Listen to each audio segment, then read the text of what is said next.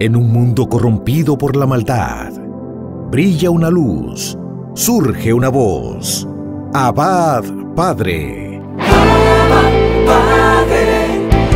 Abba, Padre. Queremos escuchar tu voz. Abba, Padre. Abba, Padre. Vete tu Espíritu, Señor. Abba, Padre. Abba, Padre. Queremos escuchar tu voz. Y ya con ustedes, sus anfitriones. Bienvenidos, hermanos y hermanas, a este su programa Abba Padre Internacional. Abba Padre se une a la iglesia en este tiempo de Cuaresma, tiempo de oración, tiempo de ayuno, tiempo de penitencia. Vamos a permanecer en oración, vamos a estar intercediendo, unidos a las peticiones del Papa Francisco y de toda la iglesia en sentido general. Vamos, hermanos y hermanas, a levantar nuestras manos, a abrir nuestro corazón y a pedirle al Espíritu Santo de Dios que descienda sobre su pueblo. Alabado sea Jesús. Hermano, pídele al Espíritu Santo que descienda sobre ti. Pídele al Espíritu Santo que venga, que sople, que se mueva con todo su poder. Muévete, Espíritu Santo. Muévete, Paráclito Divino. Muévete, Espíritu Consolador. Aletea, Santo Espíritu de Dios, sobre cada corazón. Aletea, Espíritu Santo, sobre cada vida. Aletea, Espíritu Santo, sobre las naciones. Aletea, Espíritu Santo, en esta hora, sobre tantos hermanos que están conectados con este programa a través de las plataformas virtuales. Que se sienta tu poder, Espíritu Santo. Que se sienta ese fuego de amor. Ven, Espíritu Santo. Ven y manifiéstate, así como tú te moviste sobre la faz de la tierra al principio de la creación y estableciste tu orden divino. En el nombre de Jesús, la humanidad necesita tu orden. Establece tu orden, Jesús de Nazaret. Establece tu orden divina en nuestras vidas, en nuestras familias. Establece tu orden sobre las naciones. Establece tu orden divino sobre Rusia, sobre Ucrania. Establece tu orden, Jesús de Nazaret, sobre Venezuela, sobre Cuba y sobre tantas naciones que necesitan tu toque, que necesitan, Jesús, que tú te detengas en esas naciones y que por la obra amorosa del Espíritu Santo el poder de Dios descienda. Bendito y alabado eres, Señor. Te alabo, te bendigo y te glorifico, porque el Espíritu Santo se está moviendo sobre cada país, porque el Espíritu Santo está aleteando, está trayendo orden, está deteniendo la voluntad de los hombres. Gracias, Espíritu Santo, porque donde hay ira, donde hay odio, arrebato de enojo, en este momento, hermanos, el Espíritu Santo establece la paz de Cristo. Bendito es el Señor. Muévete, Espíritu Santo, muévete de una manera especial, que el pueblo de Dios recupere la confianza, porque el Espíritu del Señor se ha manifestado y ha renovado la fuerza y la fe de su pueblo. Gracias, Espíritu Santo. Gracias, Jesús, por este momento. Alabamos tu presencia, Señor.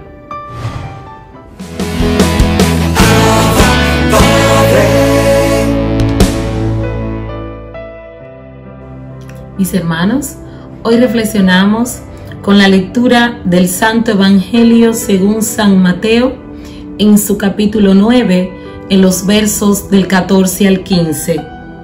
En aquel tiempo, los discípulos de Juan se acercan a Jesús preguntándole: ¿por qué nosotros y los fariseos ayunamos a menudo y en cambio tus discípulos no ayunan? Jesús les dijo: ¿es que pueden guardar luto los amigos del esposo mientras el esposo está con ellos? Llegarán días en que les arrebatarán al esposo y entonces ayunarán. Hermanos y hermanas, esto es palabra del Señor. En este hermoso pasaje bíblico vemos cómo Jesús da introducción a lo que es la importancia del ayuno, pero también vamos a ver que Jesús introduce lo que será la nueva ley con el nuevo pacto que se sella con su preciosísima sangre. En lo que es el exégesis de este breve texto que hemos escuchado de San Mateo, los discípulos de Juan, unidos a los fariseos, cuestionan los discípulos de Jesús, porque ellos cumplen lo que era la ley mosaica basada en su Torá, en sus tradiciones judías, y aquí se unen los discípulos de Juan, recordando que ellos habían sido testigos de que su maestro, Juan el Bautista, había reconocido a Jesús como el Mesías. Pero estos hombres se unen a los fariseos y se da inicio a un cuestionamiento sobre el ayuno, recordando, hermanos y hermanas, que el ayuno es propio de tener un encuentro personal donde podemos despojarnos de nuestras vestiduras viejas. El ayuno, cuando se realiza con un propósito, con una convicción guiada por el Espíritu Santo, nos ayuda a alcanzar santidad y recuperamos un estado de gracia. Es importantísimo el ayuno. Sin embargo, Jesús le responde a los discípulos de Juan y los fariseos que lo acusaban, que cómo era posible, si aún el novio estaba con ellos, que sus amigos e invitados tuvieran que ayunar. O sea, Jesús relaciona a su persona a un esposo, a una fiesta, a algo hermoso, de lo cual todos son partícipes, y Él es el protagonista, Él es la esencia, ese personaje principal de aquella fiesta. Jesús estaba con ellos. Jesús no está renegando de que no se ayunara, todo lo contrario. Más adelante el mismo Mateo, San Marcos y Lucas nos hablan de cómo Jesús permanecía en ayuno y oración.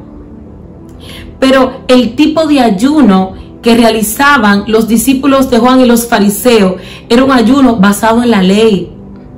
Era un ayuno en el antiguo pacto.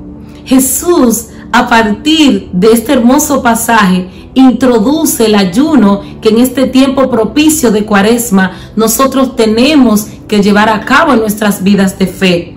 Un ayuno conforme a un propósito de Dios para ayudarnos y encaminarnos a llevar una vida en un estado de gracia. Ofrecer un ayuno estando alegres porque el novio está con nosotros. Jesús de Nazaret. No tenemos que ayunar como ayunan los judíos o como ayunan aquellos hipócritas que ayunan, que están tristes y andan comentando, gritando a viva voz que están en ayuno. No, hermano. Ese tipo de ayuno no tiene ningún valor ante la presencia de Dios. Es importante que aprendamos lo que Jesús nos quiere enseñar en este pasaje bíblico, que nosotros que estamos con el novio, porque Jesús está vivo, nosotros somos templo donde Él habita y acudimos a su presencia cuando vamos a las celebraciones eucarísticas, cuando participamos de los grupos de oración y cuando tenemos esa relación íntima con nuestra oración personal con el amado. Jesús está con nosotros. Ese ayuno al cual Él nos invita es un ayuno de esperanza. Es un ayuno basado en la alegría, que Jesús lo vuelve a hacer en tu vida. Que Jesús, eso que tú ofreces a través de tu ayuno, Jesús va a responder esa petición. Pero tenemos que empolvarnos, que estar bellos, que tener un rostro feliz y no comentarle a los demás que estamos ayunando. Porque tu Padre que está en lo secreto, como repite el mismo Mateo, conoce en secreto lo que tú estás haciendo. Hermanos y hermanas, el ayuno acompañado de la limosna y la oración son armas poderosas para vencer al enemigo en el nombre de Jesús, para vencer las adversidades y fortalecernos en el Espíritu. Bendito es el Señor. Sin embargo, vamos a llevar a cabo este método, enseñanza que Jesús nos quiere transmitir a nosotros sobre el verdadero ayuno que los hombres y mujeres de Dios debemos de realizar según la voluntad de Dios. Bendiciones.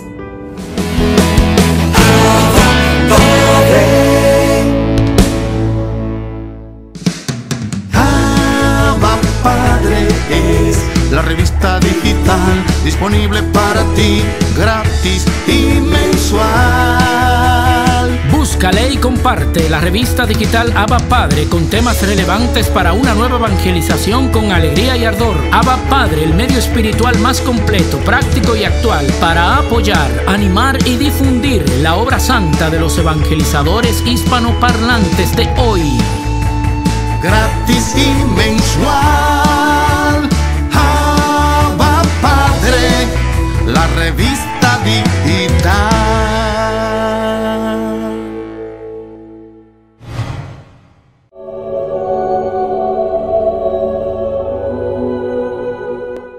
Bendiciones, mis queridos hermanos y hermanas en el Señor.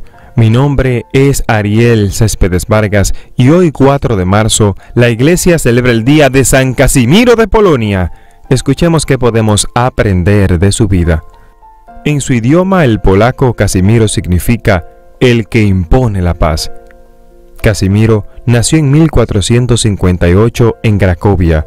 Era el tercero de los 13 hijos de Casimiro, rey de Polonia. Muchos santos han salido de familias muy numerosas y de esta clase de familias llega a la Iglesia Católica excelentes vocaciones. Su madre Isabel, hija del emperador de Austria, era una fervorosa católica y se esmeró con toda el alma porque sus hijos fueran también entusiastas practicantes de la religión. Ella, en su carta a una amiga, hace una formidable lista de las cualidades que deben tener las buenas madres, y seguramente que esas cualidades fueron las que practicó con sus propios hijos.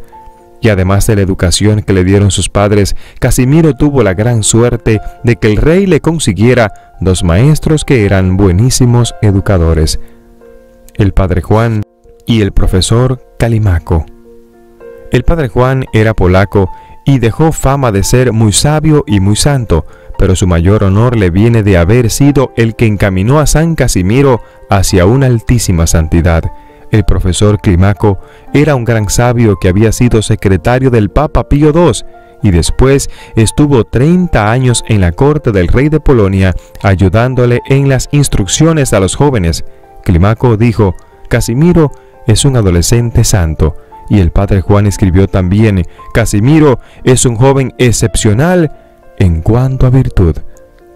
Claro está que no basta con recibir una buena educación de parte de los padres y tener buenos profesores, sino que es necesario que el joven ponga de su parte todo el empeño posible para ser bueno.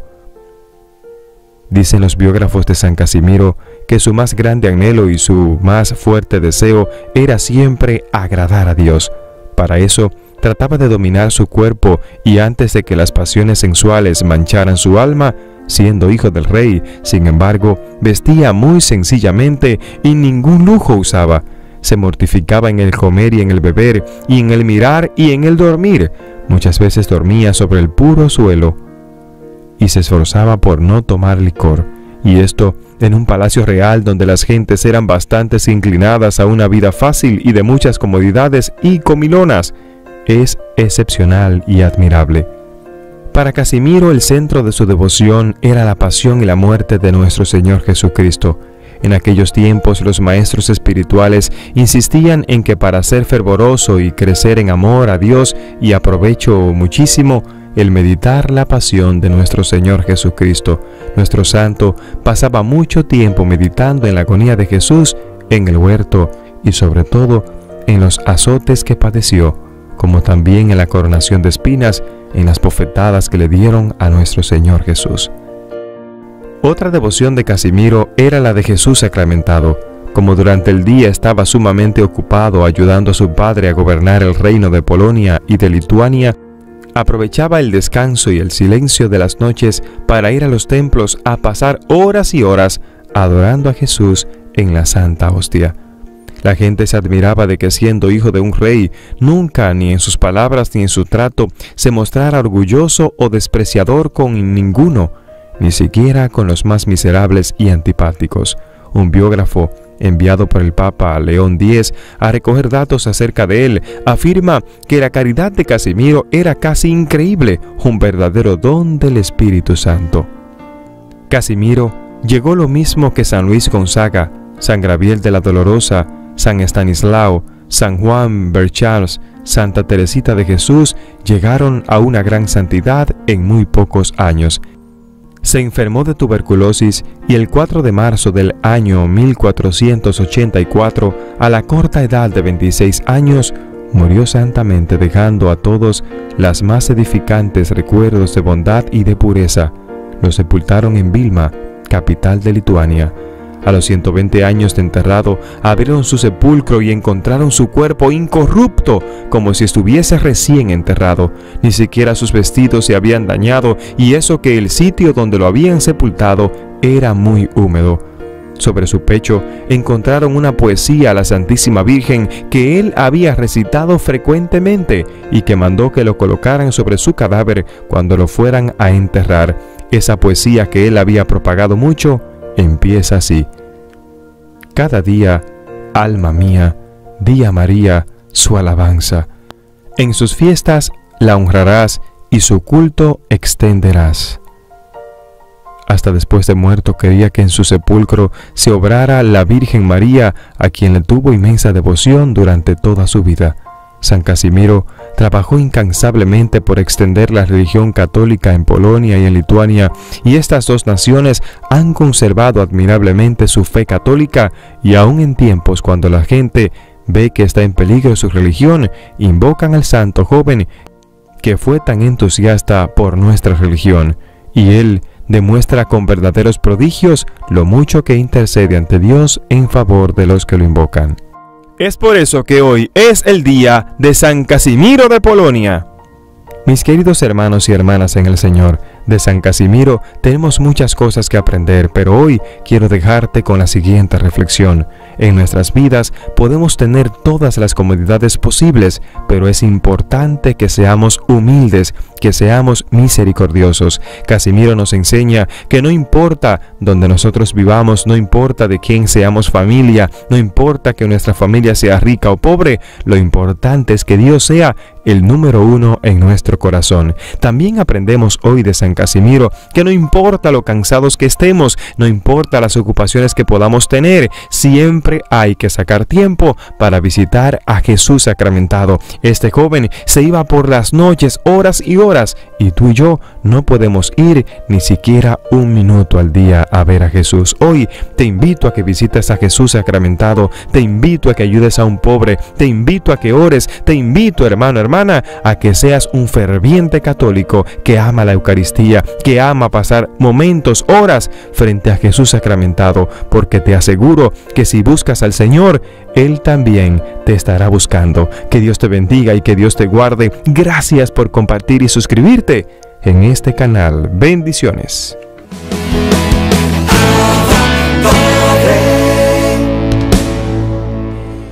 Bienvenidos a esta nueva edición de Cerrando las Puertas al Enemigo, segmento que se emite dentro del programa Abba Padre. Estamos explicando los tipos de maleficios, cómo se materializa la liberación de un hechizo en objetos que expresan lo que estaba produciéndose, y estábamos hablando de la dificultad de romperlos en función de la fuerza que tenga el hechizo, ¿no? Que es una fuerza mayor según la cercanía del que maldice al maldecido.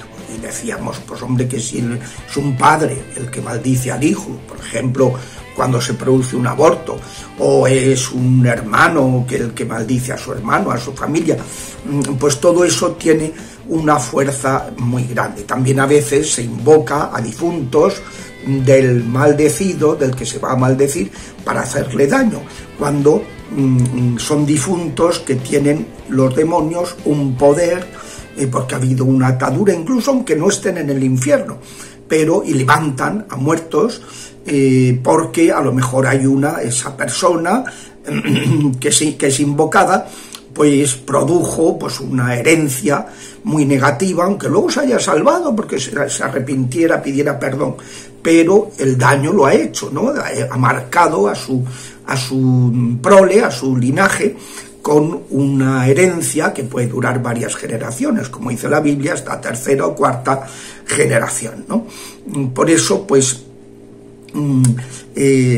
pues si, ya digo que si son los padres o son hermanos o cuñados, cosa que sucede, yo me he encontrado con frecuencia por cuestión de herencias, por envidias, porque desean vengarse, porque no se han sentido valorados, pues el daño que puede producirse es muy grande. Hay una destrucción en la familia que puede ser inmensa. Yo, por ejemplo, recuerdo el caso de una persona que culpó a su familia del suicidio de su mujer. Era una persona que estaban metidos en un mundo sórdido, de droga, de tal, y la mujer se suicidó. Y entonces culpó a la familia porque no habéis aceptado a mi mujer, porque no sé qué, y esto ha hecho que ella se... Y entonces hizo una maldición para que todos ellos, padres y hermanos, sufrieran lo que él había sentido. Y a partir de ese momento empezó a producirse en la familia una secuencia gravísima de desgracias entre los padres y hermanos, hasta que después de un tiempo, ¿no?, pero con cosas muy graves, enfermedades muy tremendas, alguna muerte, cosas muy serias, ¿no?, hasta que después de un tiempo de interceder por su conversión, el interesado pidió perdón a todos por los males que sabía que les había ocasionado, ¿no? Es decir, este tipo, la vida de los demonios es maldecir. Cuando alguien entra en esa dinámica, pues es que ahí acuden con muchísima fuerza y pues eso, ¿no?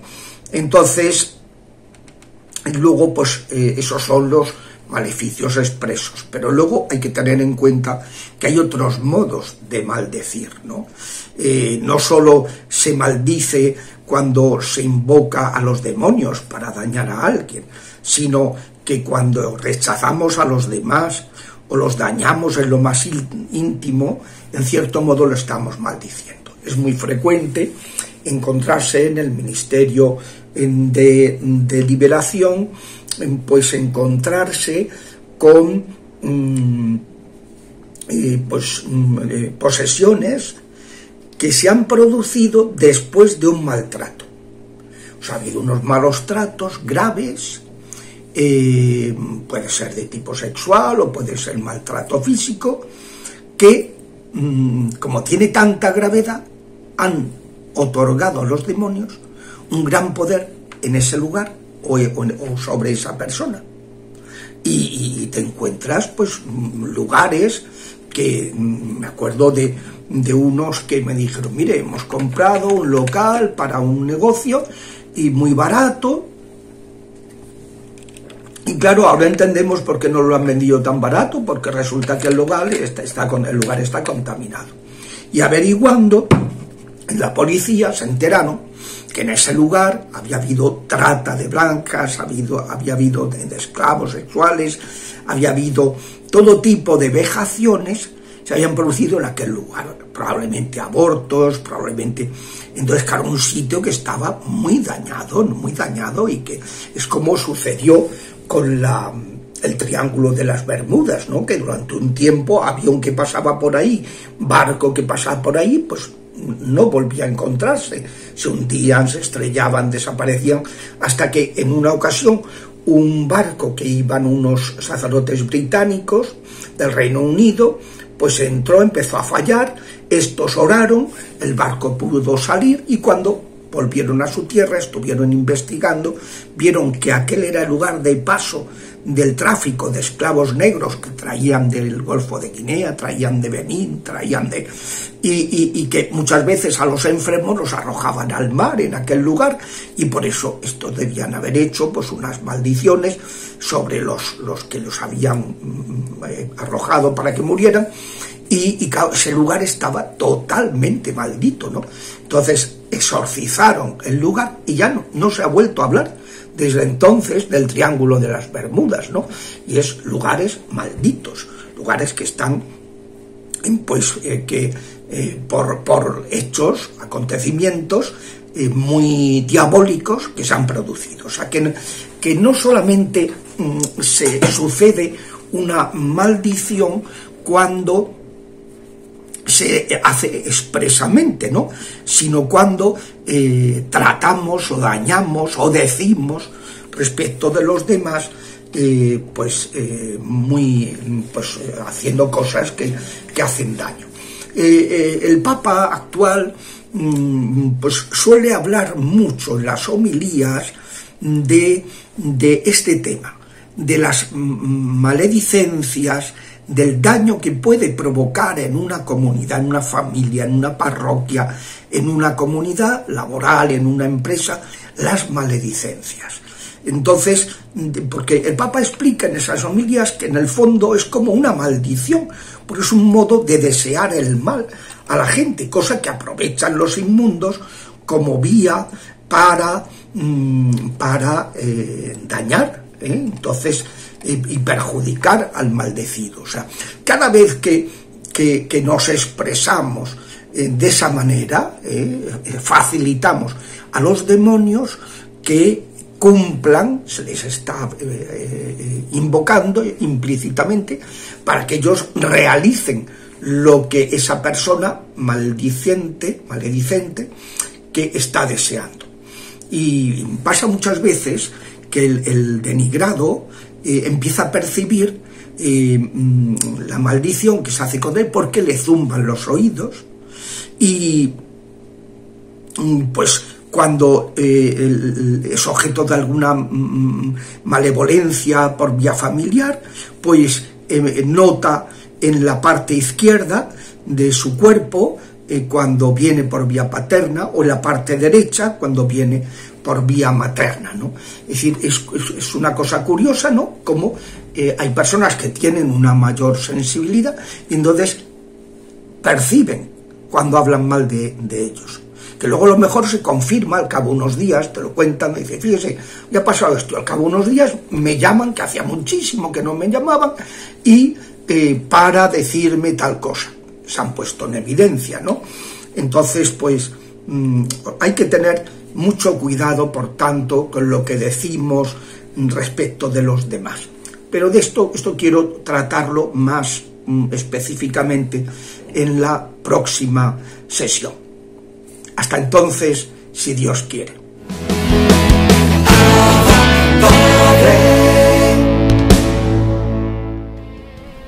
Bienvenidos, mis queridos hermanos, a Momentos de Teología. Continuamos desarrollando el credo y estamos en la parte sobre la iglesia. En concreto, en la parte donde se habla que la iglesia es una, santa, católica y apostólica. Hemos desarrollado por qué la iglesia es una, porque la iglesia es santa, y hoy vamos a desarrollar por qué la iglesia es católica.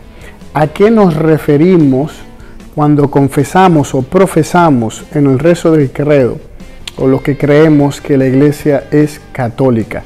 Católica tiene el significado de universal, o cuando hablamos de la totalidad de algo. En este caso, la Iglesia Católica tiene esa característica, que es la Iglesia universal que congrega a todos los fieles cristianos. Y la Iglesia Católica en un doble sentido. Es católica porque Cristo está presente en ella. Allí donde está Cristo Jesús, está la Iglesia Católica. Es así, donde está Cristo Jesús, está su iglesia, porque Él es la cabeza de ese cuerpo, como hemos explicado. En ella subsiste pues la plenitud de Cristo, porque está unido el cuerpo está unido a su cabeza.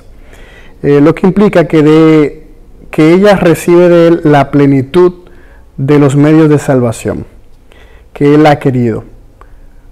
Confesión de recta y completa, la fe recta y completa, vida sacramental íntegra, misterio ordenado en la sucesión apostólica. La iglesia en este sentido fundamental era católica el día de Pentecostés y lo será siempre hasta el fin, en la parusía. ¿De acuerdo? Siempre ha sido católica universal. Y también es católica porque ha sido enviada por Cristo en la misión a la totalidad del género humano. Id a las naciones y predicar. Está llamada a todo el género humano que se le proclame la buena nueva.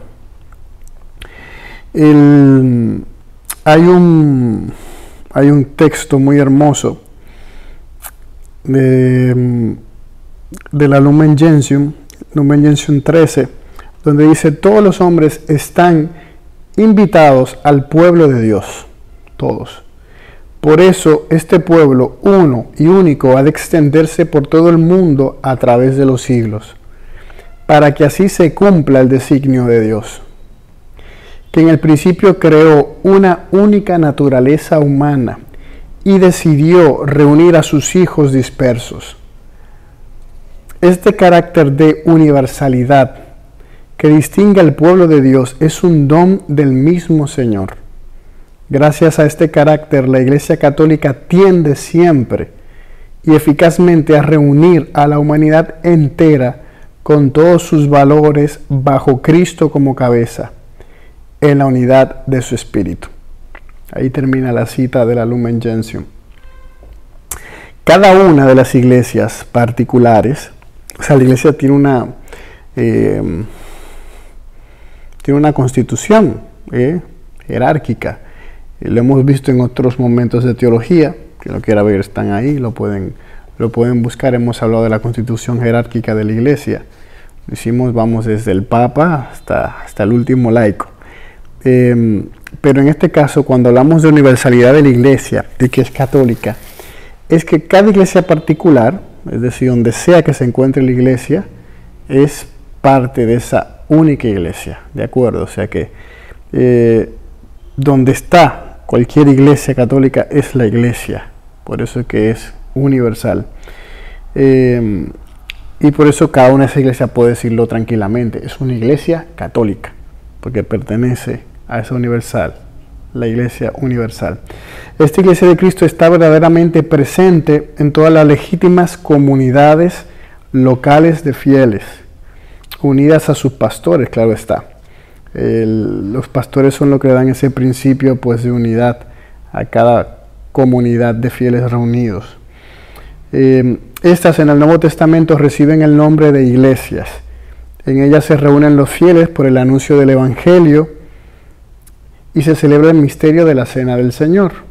En estas comunidades, aunque muchas veces sean pequeñas, pobres, o vivan dispersas, alejadas en lugares muy remotos, allá donde ellas estén, está Cristo presente, quien con su poder pues constituye a la iglesia en una santa, católica y apostólica. Él ya lo decía: donde haya uno o más reunidos en mi nombre, yo estoy en medio de ellos. Se entiende por iglesia particular, que es la diócesis o una comunidad de fieles cristianos en comunión en la fe y en los sacramentos, con su obispo ordenado en la sucesión apostólica. Eso es una iglesia particular. Estas iglesias particulares están formadas a la imagen de la iglesia universal. En ellas y a partir de ellas existe la iglesia católica una y única. Las iglesias particulares son plenamente católicas gracias a la comunión con una de ellas, que es la iglesia en Roma, que preside en la caridad. Porque con esta iglesia, en razón de su origen más excelente, debe necesariamente acomodarse toda la iglesia, es decir, los fieles de todas partes a la iglesia de Roma. En efecto, desde la venida a nosotros del Verbo encarnado, todas las iglesias cristianas de todas partes han tenido y tienen a la iglesia que está en Roma como única base y fundamento, porque según las mismas promesas del Salvador, las puertas del infierno no han prevalecido jamás contra ella. Entonces guardémonos bien de concebir la Iglesia Universal como la suma, o por decirlo así, la federación de iglesias particulares. En el pensamiento del Señor, es la Iglesia Universal por vocación y por misión, la que echando sus raíces en la variedad de terrenos culturales, sociales, humanos, toma de cada uno y de cada parte del mundo, aspectos y expresiones diversas. La rica variedad de disciplinas eclesiásticas, de ritos litúrgicos, de patrimonios teológicos y espirituales propios de las iglesias locales con un mismo objetivo, muestra muy claramente la catolicidad de la iglesia indivisa. Ahora bien, ¿quién pertenece a esa iglesia católica? Pues todos los hombres, por tanto, están invitados a participar de esa iglesia, de ese pueblo de Dios, a esa unidad en la iglesia. Esta unidad pertenece de diversas maneras, o a ella están destinadas los católicos. Los demás cristianos aún así también están invitados a ella, todas las otras denominaciones, porque todos somos llamados a la salvación general de Dios. Dios quiere que todos los hombres se salven, todos están llamados por la gracia de Dios. Y están plenamente incorporados a esta sociedad que es la iglesia, aquellos que teniendo el Espíritu de Cristo, aceptan íntegramente su constitución y todos los medios de salvación establecidos en ella, y están unidos dentro de su estructura visible a Cristo, que la rige por medio del sumo pontífice y los obispos mediante los lazos de la profesión de fe, los sacramentos del gobierno eclesiástico y de la comunión. No se sabe, en cambio, el que no permanece en el amor, porque aunque esté incorporado a la iglesia, pero está en el seno de la iglesia con el cuerpo, pero no con el corazón. Eso se lo he explicado muchas veces. No simplemente por el hecho de pertenecer, ya está salvo. Porque de nada te sirve pertenecer a la iglesia de cuerpo, de sentarte ahí un domingo y ya está. Y que en el corazón no haya esa transformación del lugar donde estás viviendo, del lugar donde estás habitando, del lugar en el cual te congregas. Tu corazón debe estar donde está tu tesoro, que es Cristo. Entonces nosotros como cristianos tenemos que parecernos a Él. La iglesia se siente unida por muchas razones con todos los que se honran con el nombre de cristianos.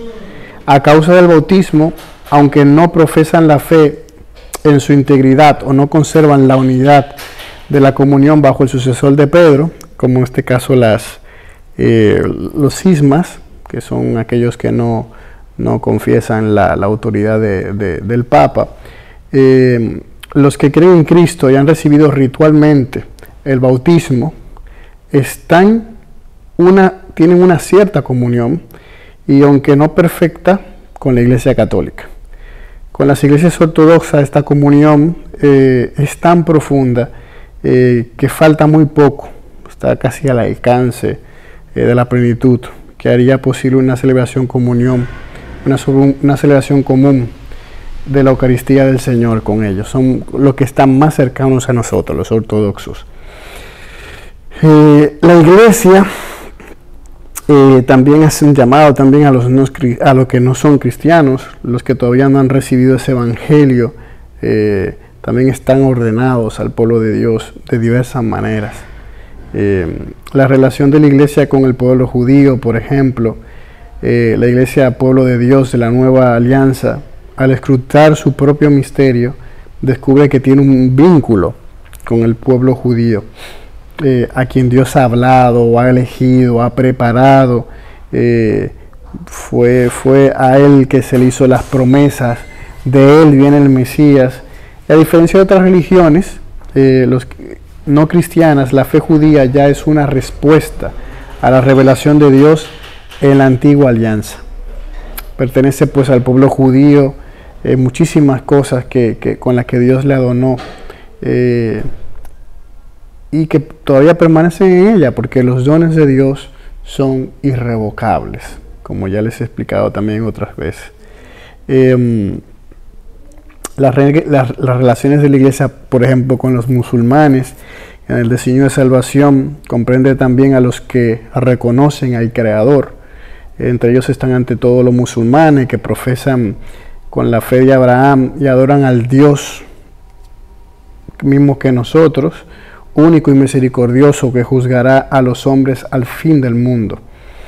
El vínculo de la iglesia con las religiones no cristianas es en primer lugar el de origen y el del fin comunes del género humano. La iglesia también reconoce que en las otras religiones la búsqueda entre sombras e imágenes del Dios desconocido, pero próximo, ya que Él es quien da la vida a todos, el aliento y todas las cosas, y quiere que todos los hombres se salven. Así la iglesia aprecia todo lo bueno y verdadero que puede encontrarse en las diversas religiones como una preparación al Evangelio, como un don de aquel que ilumina a todos los hombres para que al fin tengan la vida.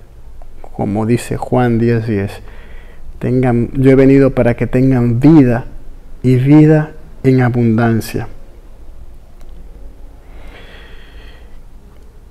Este tema todavía seguiría, no quiero extenderme más, voy a tener que hacerlo en otra parte. Tocaremos el tema de si podría haber salvación fuera de la iglesia. Si una persona que muere fuera de la iglesia se podría salvar. La misión que exige la catolicidad de la iglesia también sería otro tema que deberíamos tratar. Y ¿cuál es la misión de esta catolicidad? ¿Cuáles son los motivos por los que debe ser católica y debe buscar eso? Y con eso ya cerraríamos este tema para entrar entonces a hablar sobre la iglesia como apostólica. Así que nos vemos en la semana que viene en Momentos de Teología. Bendiciones.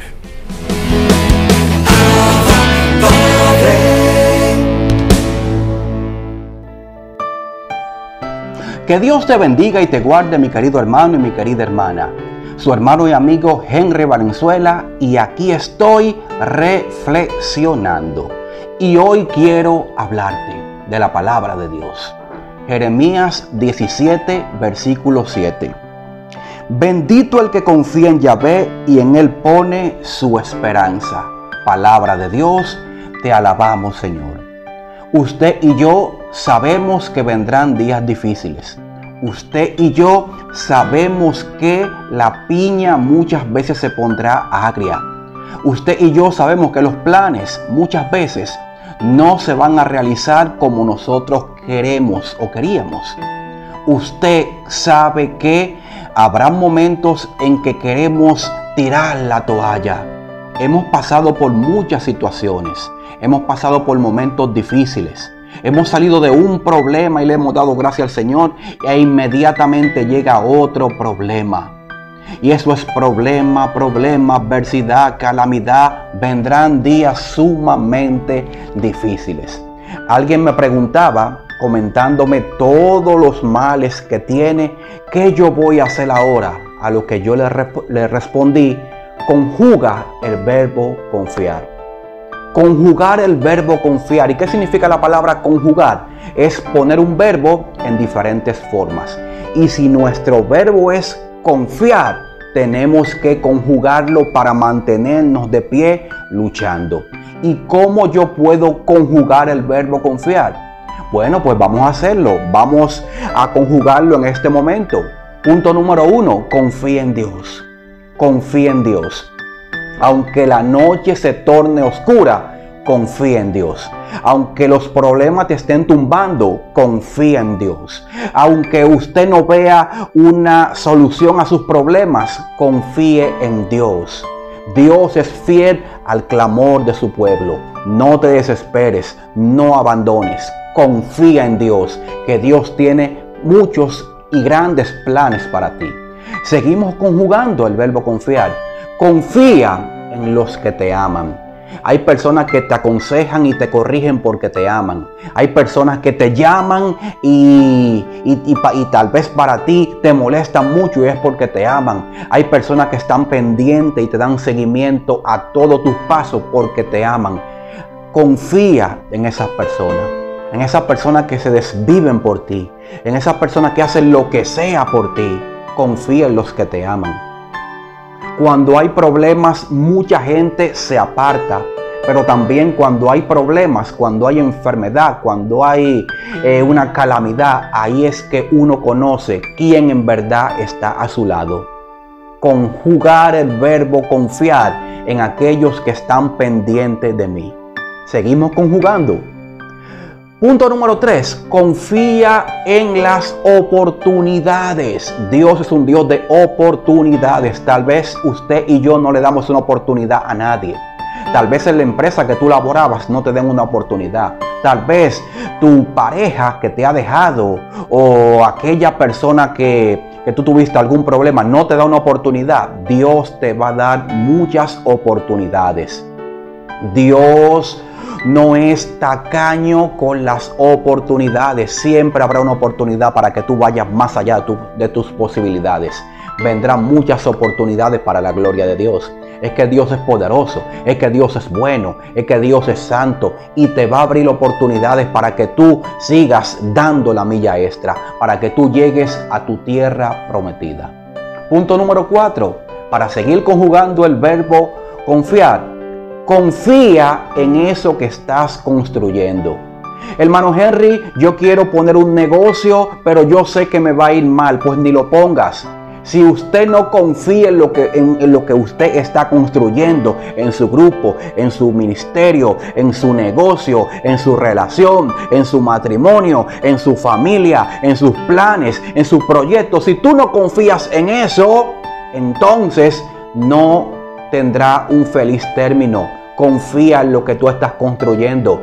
Dios te invita y te pone la creatividad necesaria para que tú construyas. Él te va a proveer todos los, vamos a llamarle así, los suministros y los instrumentos necesarios para que tú edifiques. Confía en eso que tú estás construyendo.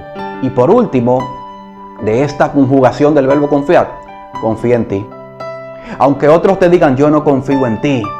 Aunque otros te digan, tú eres un fracasado, un inútil, tú no sirves para nada, todo lo que tú tocas se daña.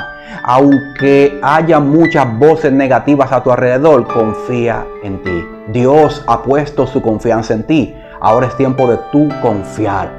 Confía en ese o en esa al cual tú ves al espejo todas las mañanas, todas las tardes, todas las noches. Confía en esa persona que tú ves al espejo que le vive buscando defectos. Yo sí soy feo, yo sí estoy gorda, yo no sirvo para nada. Confía en ti.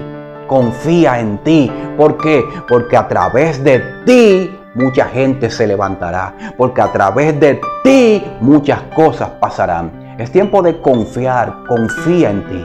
Es tiempo de confiar. Dios es grande y maravilloso. Confía en Dios. Confía en Dios. Confía en aquellos que te aman.